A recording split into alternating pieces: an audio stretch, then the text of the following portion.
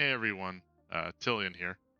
I wanted to make a video covering my experience playing and now completing Wuthering Waves 2.0 patch. This patch has been hyped up quite a bit. I've heard content creators that I listen to and really enjoy actually call it one of the best gotcha patches ever made. So obviously that's a really high bar. And I wanted to play it blind.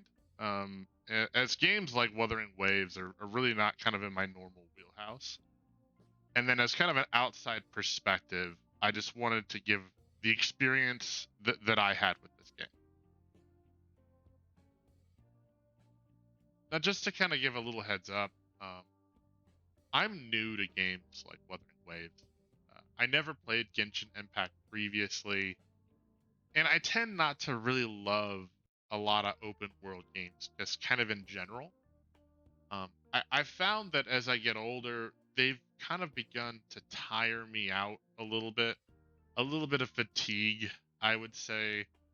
Um, they give me that Path of Exile experience when you open up the map and there's thousands of interactable areas on the map that you kind of need to go and interact with at some point, almost like a giant checklist. There's a lot of games I've really enjoyed in a lot of ways, but just because of the scope of the interactable open world of it, they just end up becoming kind of relegated to my backlog and I never finish it. On the other hand, I'm also really new to gotcha games in general.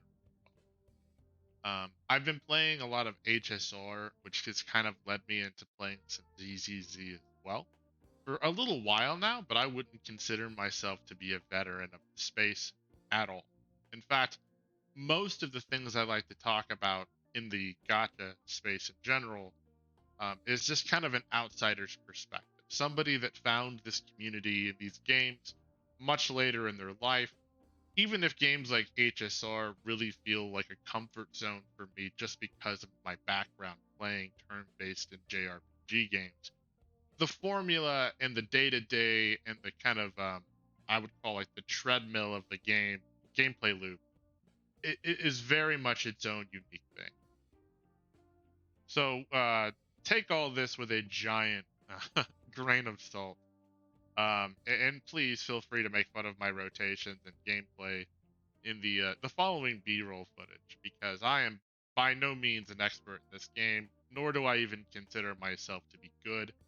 I'm just a person that doesn't have a lot of experience with these type of games, that heard a lot of good things about it, wanted to experience it, and now has completed the main story of the 2.0 patch.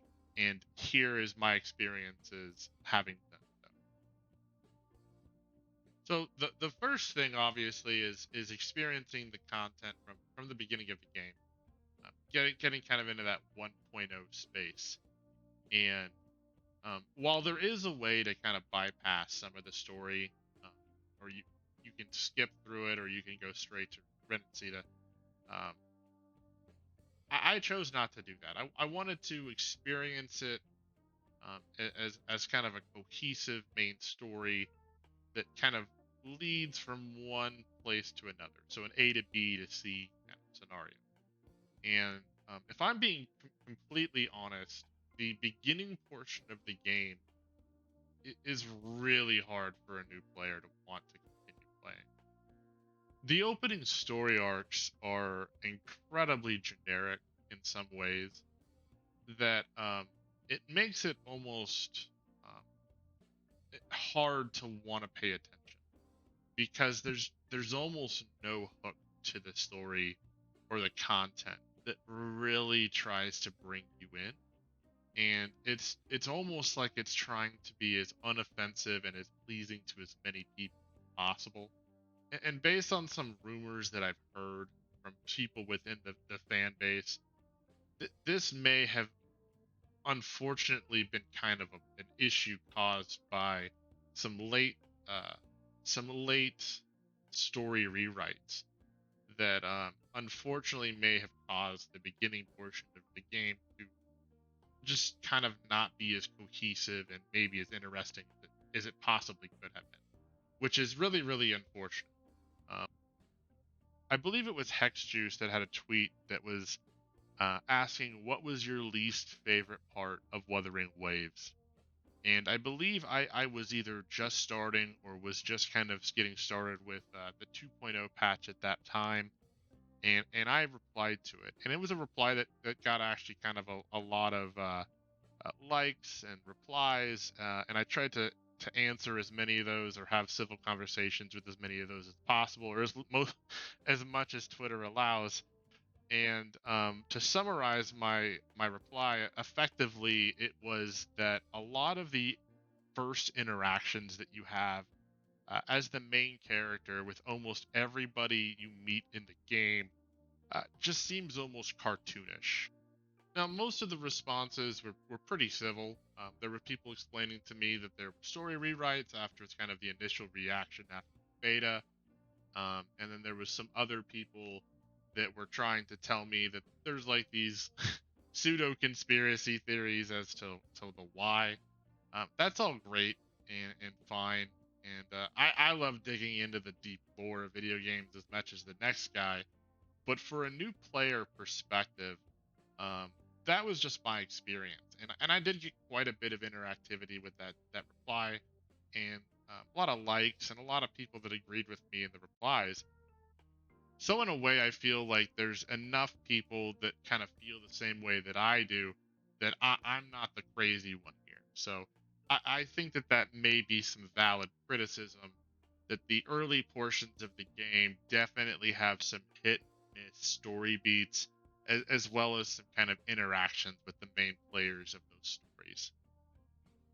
And lastly, from a new player's perspective, and I want to preface this by saying, now that I have the 10,000-foot view of this, I think all these game mechanics work incredibly well together. I believe it creates a fun and engaging gameplay loop that I enjoy quite a bit now. But I will say, as a new player that has never played Genshin Impact, that doesn't have those rooted concepts of what a lot of these tools are. I think from a new player's perspective, the way that the game introduces a lot of its core gameplay mechanics, I believe, is kind of off-putting. Um, the way the game works is you'll kind of have a quest and it will kind of introduce you to the concepts of like the sonar or the grapple or the ecosystems, and then it just kind of like doesn't really ingrain that into the player. It doesn't have a follow-up a lot of the times to really train the player to use these mechanics. It just kind of expects you to get it the first time. And in the same kind of breath, you're learning all these different gameplay loops while you're also learning a lot of the other just kind of normal gameplay loops of one, controlling your team, the combat rotations, and kind of getting yourself into the story, learning the exploration of the world. And I feel that the game just does kind of a mediocre job of really just gaining a new player's perspective and introducing them into the fun gameplay mechanics that I believe it does have. I just think that they do kind of a poor job of introducing them and training the player. And from a new player's perspective, I could definitely see that it could be off-putting to some players, and I'm thinking even unfortunately, may be so off-putting for some players that they just stop engaging entirely, which I think is really, really unfortunate. Now, I'll be completely honest and fair. When I was getting through a lot of the content, the early content, I was having a really hard time seeing the praise that I was hearing so much about this game. And part of that, I believe, was just the characters that I pulled out of the gotcha system. I wasn't really connecting with their gameplay flow. I wasn't really enjoying a lot of the combat that I was personally having. That's going to obviously vary person to person. I lost my first 50-50, and then I also pulled somebody out of the standard banner that I personally just don't love their gameplay loop. So, that's unfortunate for me. But obviously, like, your mileage is going to vary. But also, the story wasn't really just grasping me. I wasn't having the fun that I was hearing so many other people have. That was until I got to the Black Shore. That completely changed everything for me. That story is such a step above the previous content as a whole.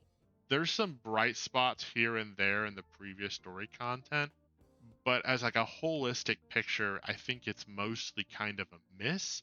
However, the entire Black Shore process and story was just so good, so engaging, so fun, so interesting, that I was all in at that point. I think also like on the side, I think the exploration perspectives, that side of it, was starting to kind of really sink its teeth into me, and also personally, I think the mechanics of combat with a team, a three-person team, something I just was not very familiar with in previous, action titles, was really starting to kind of make sense, and I was starting to grasp it at a higher level, and my enjoyment of the game shot through the roof. And now this brings me to the 2.0 patch, and it's everything I said just previously about Blackshore times two. Number one, I pulled Carlotta, and immediately my enjoyment of combat was infinitely better. I enjoyed her gameplay loop. I enjoyed the mechanics of how she weaved in and out of her team, which I was able to kind of build a pseudo good team pretty easily with free to play kind of characters, as well as the damage output was just way better than I was seeing with my previous teams, and it made it so much more enjoyable as a newer player to this experience that um, to have fun doing the combat was just it was just a really great thing. But then you get to experience the actual events within the game and the story of it, and um it really just sets a really high bar, just starting off with presentation, uh the sights, the visuals, and a lot of the other kind of nuances around it, the sound effects that you hear around the cities or out in the field. The music is super high class. All of the little tiny details, I will say, is really what sets kind of Wuthering Waves 2.0 not only above other parts of Wuthering Waves, but I would say over any other gacha game that I've played so far. It's those minuscule, tiny details that just seem to be so well polished and so well crafted that just make the game so much enjoyable, so much more enjoyable.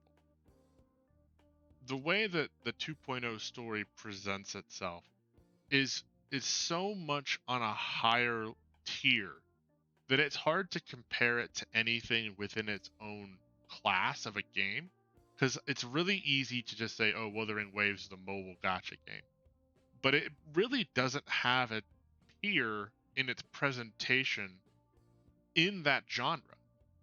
There are moments in 2.0 that have the same level of presentation as any AAA game on the market in some ways. Um, and that's not to say that the entire game is like AAA level. However, there are moments that I feel are just as good, if not better, polish than a lot of the other games that we're getting in other genres that charge $70 price tags.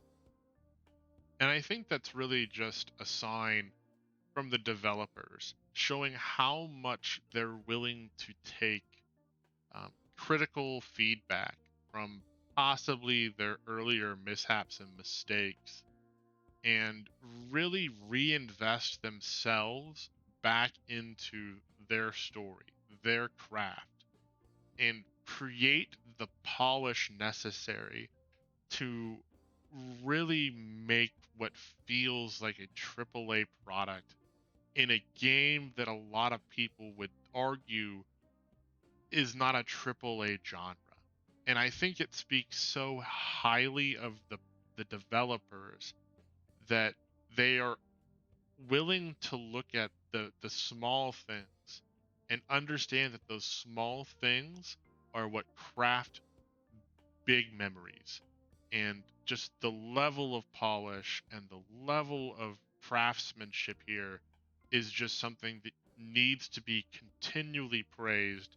And I really, really hope that they continue down this path because it really is something outstanding and should be honestly applauded at the craftsmanship on display here. I think they just do so many things well that it's hard for me to really kind of encapsulate it. I want to go into so much detail here because there's so many things I can point to that I just overwhelmingly enjoyed that I just don't normally enjoy in other games, and it's having me question my own choices in video games. It open worlds that I disliked, or was it just overly bloated, empty, cowless worlds from maybe an Ubisoft that I just didn't like? Did I not enjoy exploration in games, or was I just not given great things to explore? Um, I don't know the answers to those questions. Those are questions that I need to kind of maybe sit with more as I kind of continue to play Wuthering Waves.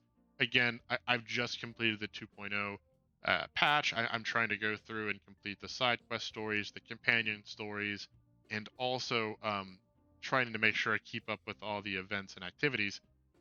But it brings me to a place where I have a lot of questions, internal questions that I need to kind of grasp with a little bit here because it's not what I expected. I didn't expect to play um, this game and really come to a weird place where I have to question my own likes and dislikes because I am liking the things I normally wouldn't like. I am playing events that are about exploring a big open world. That's things that I normally wouldn't do in the past, and Wuthering Waves 2.0 has done that for me. No, I still need to explore a lot of the end game. I haven't had the opportunity to do that. I'm still not max level. I obviously can't level my characters up to max level yet, so there's still plenty for me to explore and kind of get to. I know that there's a common theme among people that kind of play the end game that the ecosystem can be a little bit kind of draining and kind of crappy to use. But I haven't had that experience yet. It's not something I've had to engage with a lot. Just kind of going through the main story and quests and such. But I'm hooked. I'm all in, guys. This is something that I didn't anticipate happening. I'm really enjoying my time in Wuthering Waves, despite literally every single thing about the game being against my own personal preferences. That's not to say that I'm quitting every other game I ever played, but I'm all in. It's a great experience. For those that are looking at playing it, possibly, I would say, do what you need to do to get through that early content because I promise you it's worth it. There is a amazing experience here, and the level of love and craftsmanship on display I think is phenomenal, and I hope they continue to produce content at this level with this much care and love, because you can tell how much this game means to the developers and the devs, because it shows in the work. It really shows in their work, and it's honestly so refreshing in an industry that has been just so baptized by just absolute dog water, just so much slop that has no character or love or quirkiness. This game is really refreshing in a lot of ways, because it reminds me of why I like to play games, because the experiences can be so unique and so well crafted that you can feel the character love and devotion from a developer through it, and it's 100% here, and it's so refreshing to see. But that's just my opinion, and that's just my experience. But I've been absolutely blown away with what I found here, and I definitely didn't expect it, especially in those early segments of the game. I didn't think that this was ever going to be something that they were possibly going to do, and applaud them for the level of work and dedication here, because it is a great game, and I'm having so much fun in it. But again, like I've said it once and I'll say it again, games are a conversation. Um, if you agree or disagree with anything I've stated here, feel free to please drop down in those comments below and let me know. I'm always happy to engage in those conversations. It's one of the reasons why I do this. I love talking about games. I'm passionate about video games. So feel free to drop down in those comments and I'll happily engage whenever I can. If you would like to engage with me live, I like to stream on Twitch at twitch.tv/TillianPlay.